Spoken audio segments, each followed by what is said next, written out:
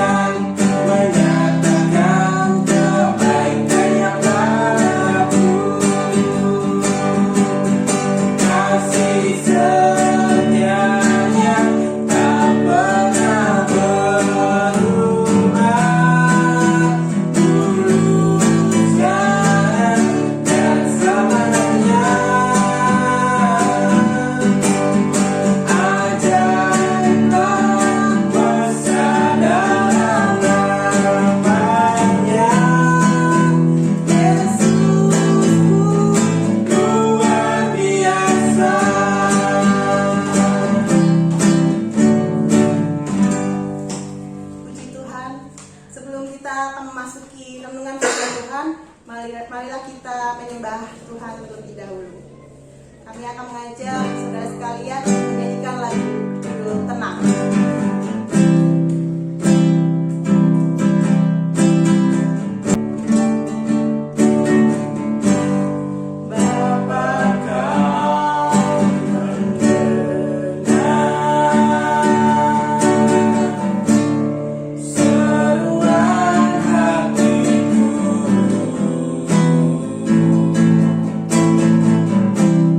Tak pernah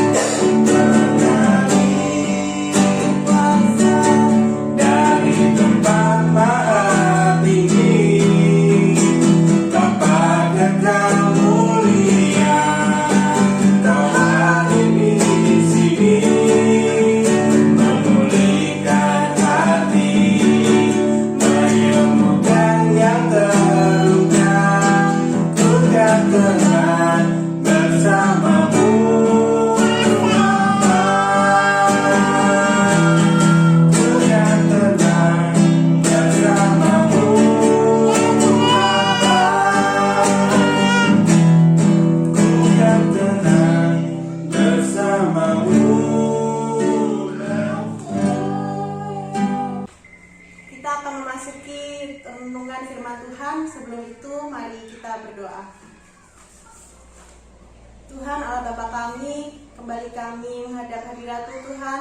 Kami ingin Tuhan memohon untuk Engkau siapkan hati dan pikiran kami untuk menerima firman dan renungan yang akan dibawakan oleh hamba-Mu. Kiranya Engkau sendiri yang berbicara lewat hamba-Mu, dan semoga kami yang mendengarnya bisa menguatkan iman kami Tuhan. Terima kasih Bapa, haleluya, amin. Shalom, selamat pagi Bapak Ibu dan Saudara yang terkasih dalam Tuhan. Tiba saatnya sekarang hari Minggu, waktu kita untuk beribadah. Dan pada pagi hari ini, pagi yang indah ini, saya akan memberikan berkat firman Tuhan yang akan menjadikan pedoman untuk kehidupan kita sehari-hari dan memberikan kekuatan iman di dalam diri kita untuk semakin percaya kepada Tuhan dan semakin percaya untuk bisa bersama dengan Tuhan Allah kita, Yesus Kristus.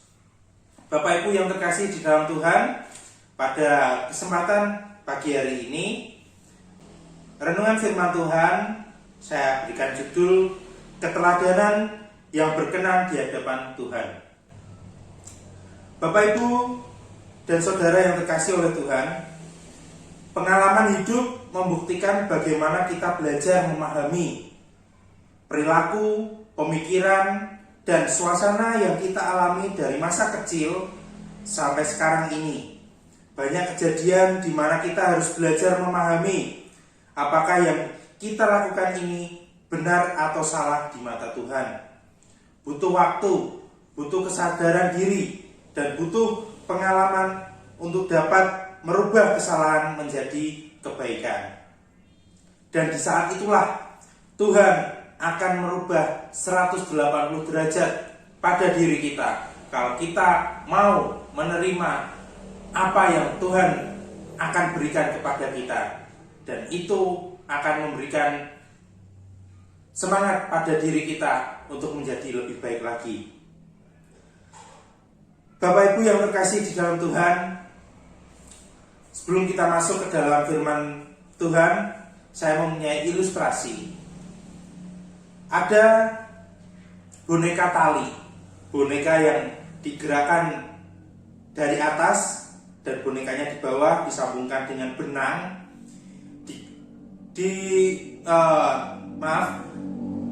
Selain orang yang sudah ahli dalam memainkan boneka tersebut, siapapun susah untuk memainkannya. Dan di sini ada anak kecil yang berumur 4 tahun dan yang satunya berumur 7 tahun. 7 tahun, dan mereka memainkan boneka itu sama-sama sulit untuk dimainkan. Tetapi pemikiran dari anak 4 tahun dan anak 7 tahun sangatlah berbeda. Dan guru, kami sebut guru karena dia dapat memainkannya dengan lincah karena sudah terbiasa memainkannya, mengajarkan kepada anak yang berumur 4 tahun dan berumur 7 tahun. Dan pada saat diajarkan, cepat menangkapnya pada anak yang berusia 7 tahun. Anak yang berusia 7 tahun gampang untuk menangkap, gampang untuk mengolah apa yang diajarkan oleh gurunya. Dan anak yang berumur 4 tahun susah untuk mengajar, susah untuk menangkapnya, susah untuk mengartikannya, susah untuk memainkannya karena sulit untuk dilakukannya. Dan disinilah kita belajar bahwa guru tersebut dengan sabar memainkan, mengajarkan boneka tali itu kepada anak yang berusia 4 tahun. Dan sedikit demi sedikit, lama-lama anak yang berusia 4 tahun terbiasa dan mengerti apa yang diucapkan oleh gurunya dan dapat memainkannya dengan baik, bahkan lebih baik dari anak yang berusia 7 tahun yang mudah untuk memainkannya dan dia mudah untuk memahami karakter atau memainkan dari boneka tali tersebut. Mengapa seperti itu?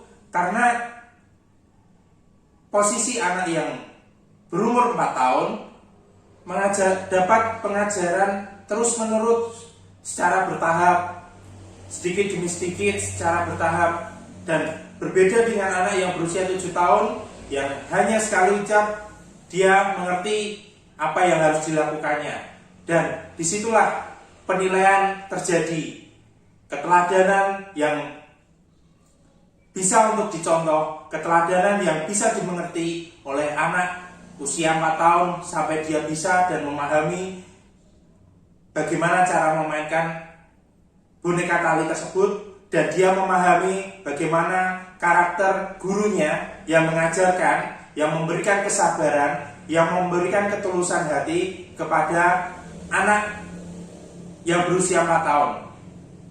Secara sabar dan perlahan bisa untuk dimainkan boneka tali tersebut. Demikian ilustrasi yang saya berikan. Semoga memberikan manfaat dan kita pahami bagaimana bentuk dari keteladanan yang berkenan di hadapan Tuhan. Sebelum kita membahas lebih lanjut, mari kita buka Alkitab kita di dalam Titus pasal yang kedua ayat 1 sampai yang 10. Titus pasal yang kedua ayat 1 sampai yang 10. Saya akan bacakan. Kewajiban orang tua, pemuda dan hamba. Tetapi engkau beritakanlah apa yang sesuai dengan ajaran yang sehat. Laki-laki yang tua hendaklah hidup sederhana, terhormat, bijaksana, sehat dalam iman, dalam kasih dan dalam ketekunan. Demikian juga perempuan-perempuan tua, hendaklah mereka hidup sebagai orang-orang beribadah, jangan memfitnah, jangan menjadi hamba anggur, tetapi cakap mengajarkan hal-hal yang baik, dan dengan demikian mendidik perempuan-perempuan muda mengasihi suami dan anak-anaknya, hidup bijaksana dan suci, rajin mengatur rumah tangganya, baik hati dan taat kepada suaminya, agar firman Allah jangan dihujat orang. Demikian juga orang-orang muda, nasihatilah mereka supaya mereka menguasai diri dalam segala hal, dan jadikanlah dirimu sendiri suatu teladan dalam berbuat baik. Hendaklah engkau jujur dan bersungguh-sungguh dalam pengajaranmu, sehat dan tidak bercela dalam pemberitaanmu, sehingga lawan menjadi malu, karena tidak ada hal-hal buruk yang dapat mereka sebarkan tentang kita. Hamba-hamba hendaklah taat kepada tuannya dalam segala hal dan berkenan kepada mereka. Jangan membantah, jangan curang, tetapi hendaklah selalu tulus dan setia, supaya dengan demikian mereka dalam segala hal memuliakan ajaran Allah Juru Selamat kita. Amin. Tuhan Yesus memberkati. Bapak Ibu yang terkasih oleh Tuhan, poin yang pertama yang akan saya berikan dari keteladanan yang berkenan di hadapan Tuhan, yaitu kewajiban orang tua.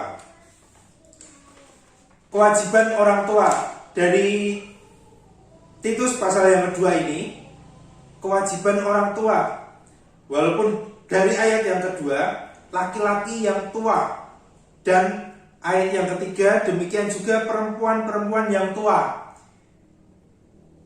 Di sini dimaksudkan bahwa laki-laki yang tua adalah seorang bapak, dan demikian juga perempuan-perempuan yang tua itu adalah seorang ibu.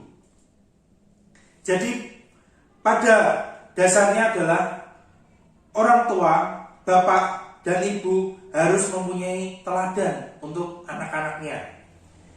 Laki-laki yang tua hendaklah hidup sederhana, terhormat, bijaksana, sehat dalam iman, dalam kasih dan dalam ketekunan. Itu adalah laki-laki tua, yaitu seorang ayah atau bapak, yaitu yang memberikan kesederhanaan, terhormat, bijaksana, sehat dalam iman, sehat dalam kasih, dan dalam ketekunan. Bapak Ibu yang terkasih dalam Tuhan, bahwa semuanya itu adalah bentuk yang harus dicontoh untuk anak-anak agar melihat orang tuanya selalu melakukan hal-hal yang baik dan berkenan di hadapan Tuhan. Dari sini kita harus memahami bahwa pengalaman yang dirasakan oleh orang tua jauh lebih banyak daripada kita yang masih muda sekarang ini. Akan tetapi kalau pengalaman itu tidak dapat merubah perilaku, pemikiran dalam hidupnya orang tua maksudnya, semua akan sia-sia. Karena tidak dapat mengajarkan hal penting untuk keturunannya nanti. Jadi Bapak Ibu yang terkasih di dalam Tuhan, di sini jelas dijelaskan bahwa laki-laki tua dan perempuan-perempuan tua adalah bapak dan ibu untuk memberikan sebuah contoh perilaku keteladanan kepada anak-anak kita. Kemudian dikatakan bahwa mendidik perempuan-perempuan muda hidup bijaksana dan suci, rajin mengatur rumah tangganya, baik hati dan taat kepada suaminya, agar firman Allah jangan dihujat orang. Itu pesan yang diberikan oleh seorang ibu kepada anak perempuannya, bahwa untuk melakukan suatu keteladanan haruslah menjadi teladan dalam diri sendiri dulu,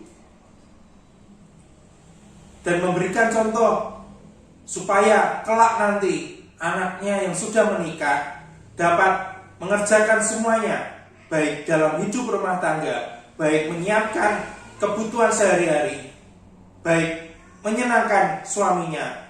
Itulah yang harus dilakukan, dan pesan untuk anak perempuan yang terdapat dalam Alkitab.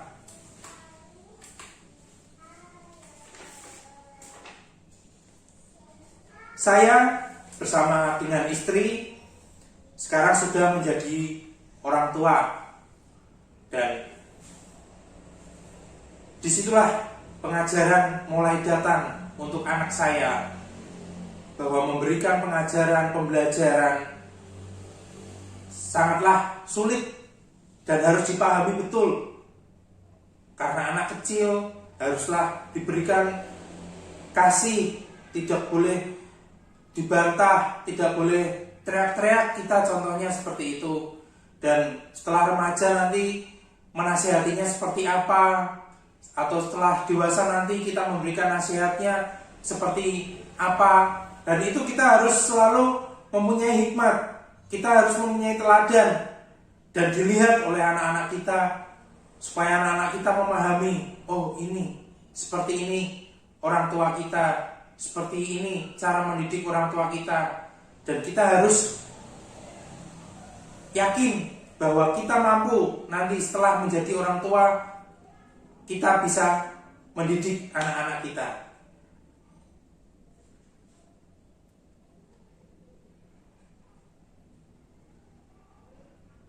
Pengajaran yang harus diberikan kepada anak-anak, pengajaran tentang keteladanan dari orang tua haruslah ditanam betul dalam pikiran untuk mewujudkan perilaku yang baik dan berkenan di hadapan Tuhan. Seperti pada ayat 4-5 saya akan bacakan. Dan dengan demikian mendidik perempuan-perempuan muda mengasihi suami dan anak-anaknya, hidup bijaksana dan suci, rajin mengatur rumah tangganya, baik hati dan taat kepada suaminya, agar firman Allah jangan dihujat orang. Itulah orang tua yang mengharapkan kelak supaya anak-anak kita bisa belajar dari keteladanan orang tuanya. dan yang paling utama berkenan di hadapan Tuhan. Itulah supaya firman Tuhan tidak dihujat orang. Apa maksudnya? Supaya kebenaran firman ini kita lakukan, kita terapkan, dan kita memang benar-benar patuh dan melakukan kebenaran firman Tuhan, supaya firman Tuhan tidak disepelekan, supaya firman Tuhan tidak menjadi hujatan orang lain. Dan kita orang percaya, kita umat Kristiani, kita percaya bahwa firman Tuhan baik adanya, dan kita wajib untuk melakukan firman Tuhan. Dan supaya orang yang melihat percaya bahwa firman Tuhan itu baik adanya. Kemudian poin yang kedua, kewajiban pemuda. Kewajiban pemuda salah satunya yaitu penguasaan diri. Pemuda merupakan cikal bakal penerus yang wajib kita berikan keteladanan yang positif, bahwa pemuda mampu menerima dengan baik kalau kita berikan nasihat ataupun pengajaran yang sifatnya membangun kebenaran firman Tuhan dan penguasaan diri, dan mereka juga mampu mengendalikannya. Jadi pemuda adalah di mana pemikiran yang selalu semangat, mempunyai semangat, pemikiran yang menggebu-gebu, ingin adanya perubahan, ingin adanya motivasi yang merubah hal yang buruk menjadi hal yang benar. Dan terkadang pemuda saking menggebu-gebunya, saking semangatnya, tidak memikirkan hal kedepannya seperti apa yang akan terjadi. Jadi kita sebagai orang yang sudah berpengalaman, orang yang sudah melakukan sesuatu hal yang menurut kita mampu untuk kita memberikan nasihat kepada pemuda, berikanlah nasihat itu, nasihat yang positif, supaya semangat mereka yang menggebu-gebu, pemikiran mereka yang ingin merasakan perubahan dapat terkontrol, dapat mendapatkan penguasaan diri dalam diri mereka, diri para pemuda. Dan kita berikan nasihat yang positif, kedepannya seperti apa, kemudian apa yang akan terjadi nanti kalau kita lakukan seperti ini. Jadi semangatnya mereka ditambah dengan nasihat kita akan berlangsung dengan baik, akan berlangsung dengan positif, dan itu akan terjadi perubahan yang luar biasa. Apalagi ditambah dengan kita berserah kepada Tuhan. Saya yakin dan percaya Tuhan pasti akan menuntunnya. Tuhan pasti akan memberikan jalan keluar yang terbaik untuk semangat kita mendapatkan perubahan. Oleh karena itu, sebelum memberikan contoh atau nasihat kepada pemuda, kita harus menjadi teladan bagi mereka, bahwa pemuda melihat juga siapa yang memberikan nasihat. Oh, Bapak A, Ibu A, atau Bapak B, Ibu B. Oh, orangnya seperti ini, sok-sokan memberikan nasihat, tidak bisa memberikan contoh yang baik. Orangnya seperti itu, wah ini cocok nih, pantas dia memberikan nasihat. Ayo kita lakukan, karena nasihat dia baik adanya, dia orangnya juga baik. Pemuda melihat seperti itu, keteladanan yang memberikan nasihat untuk penyemangat mereka. Kalau yang memberikan nasihat tapi orangnya hanya nasihat-nasihat angin, hanya memberikan sesuatu yang hanya nasihat-nasihat yang tidak penting, pemuda pasti akan dapat menilainya, karena dilihat dari keteladanan, dilihat dari kesehariannya seperti apa. Dan disitulah pemuda akan menanggapi dengan serius. Citra buruk tidak akan mereka cari-cari kalau kita memang menjadi teladan. Citra buruk tidak akan mereka cari-cari kalau kita memberikan teladan. Teladan yang baik, pasti dia akan melihat kebaikan. Teladan yang buruk, dia akan melihat keburukan. Karena banyak yang buruk daripada yang baiknya. Tidak memberikan teladan yang positif. Ya itulah pemikiran pemuda. Tapi lambat laun, sedikit demi sedikit, pemikiran yang seperti itu akan berubah dengan sendirinya. Butuh waktu, butuh kesadaran diri. Dan itulah yang harus dilakukan, harus dipahami. Karena pengalaman sangatlah penting untuk menjalankan kehidupan kita sehari-hari. Poin yang terakhir, poin yang ketiga, kewajiban hamba. Kewajiban hamba yaitu cuma satu, taat. Kalau kita menjadi hamba, haruslah kita taat dan jangan membantah apa yang dikatakan oleh tuannya. Mengapa? Karena kita tahu Tuhan kita mempunyai keteladanan yang patut untuk dicontoh. Dengan itu kita sebagai hamba patut untuk setia dan tulus melayani tuannya. Sebagai hamba juga, kita juga harus paham, kita harus mengerti bagaimana sifat tuannya. Kalau tuannya mempunyai sifat yang jelek, yang tidak pantas untuk ditiru, pasti hamba itu tidak akan nurut, 100% tidak akan menurut.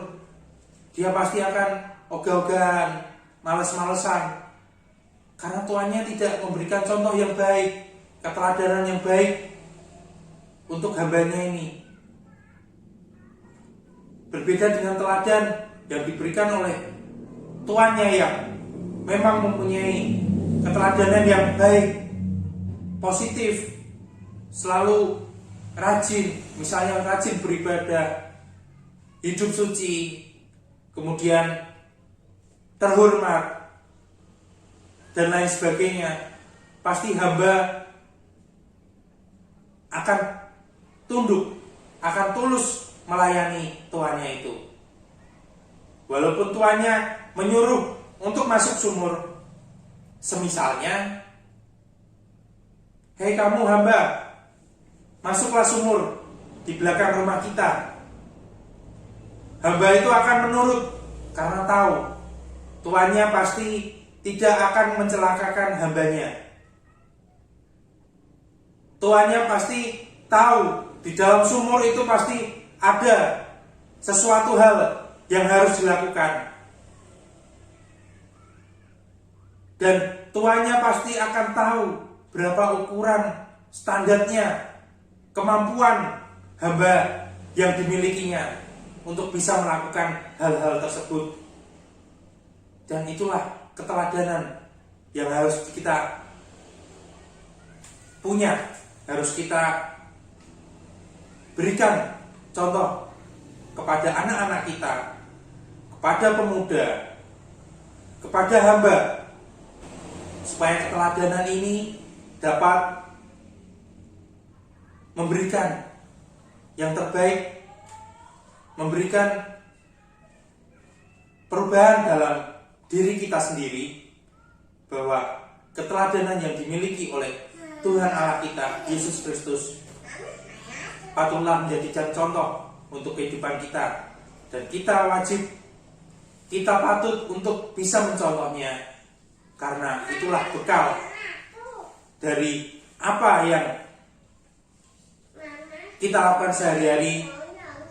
Dan Tuhan Yesus pasti akan menyertai, akan memberkati kita sampai selama-lamanya. Amin. Tuhan Yesus memberkati.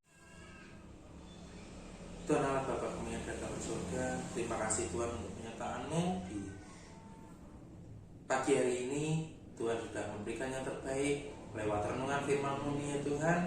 Dan semoga apa yang sudah Hamba-Mu sampaikan ini renungan firman-Mu ini dapat menjadikan berkat, dapat menjadikan pedoman untuk kehidupan jemaat-Mu dalam kesehariannya Tuhan, dan selalu menguatkan iman bahwa firman-Mu ini dapat memberikan yang terbaik, memberikan jalan keluar ya Tuhan, dan keteladanan yang Tuhan Allah berikan kepada kami dapat menjadikan contoh dan dapat kami lakukan untuk kehidupan kami sehari-hari.